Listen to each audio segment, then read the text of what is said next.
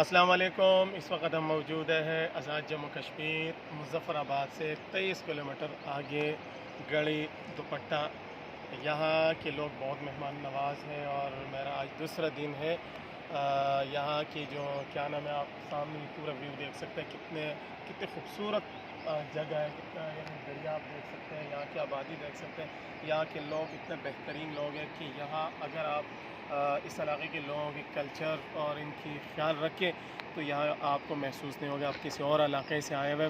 یہ بہت مہمان نواز لوگ ہیں، یہاں کی کلچر کی، یہاں کے قوانین کا آپ خیال رکھتے ہوئے یہاں آئے، آپ کو کبھی محسوس نہیں ہوگا کہ آپ کسی اور علاقے سے آئے، آپ ہر کسی کے مہمان بنیں گے۔ شکریہ۔